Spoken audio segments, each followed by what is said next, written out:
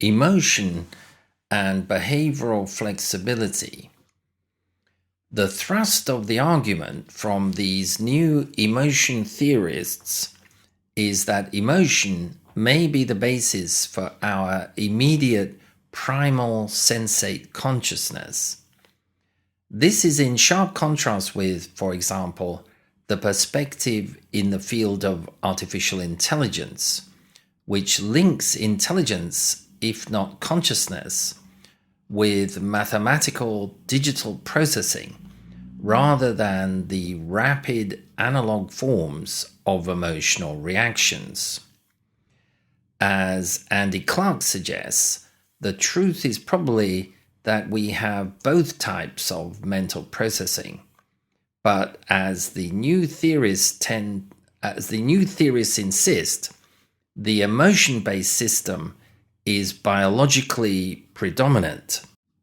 Empirical research has established that the human species has 6 universal primary emotions: happiness, sadness, fear, anger, surprise, and disgust. All human cultures recognize these mental states, and individuals within them can correctly interpret the facial expressions appropriate to each, regardless of the culture or ethnicity of the face they're looking at. A good metaphor for the emotions, according to these new theories, may be to compare them with the semaphore signaling system. Like the human emotions, semaphore has a fixed set of signs or configurations, but it is capable of expressing an almost infinite number of situations. To extend the metaphor, each human organism learns to associate one of the 6 emotions, or some combination of them, with particular experiences and situations. This may in fact be the most primeval level of meaning in the brain.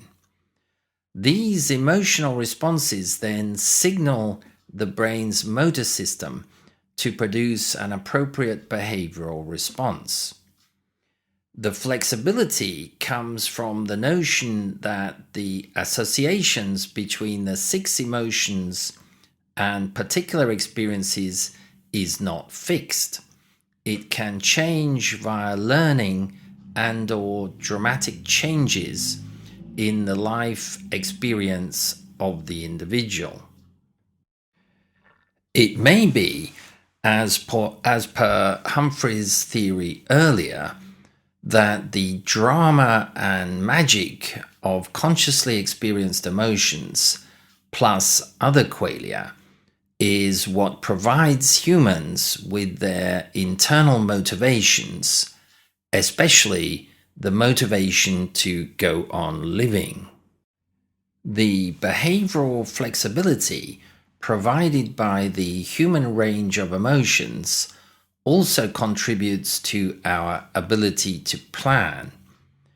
This capacity may have been decisive, for example, in Homo sapiens winning out in competition with Neanderthals when they first encountered each other in Europe about 30,000 years ago. The Neanderthals were opportunistic hunters, while the behavioral flexibility of Homo sapiens enabled them to plan their hunts, using their knowledge of the terrain and the movements and behavior patterns of their prey.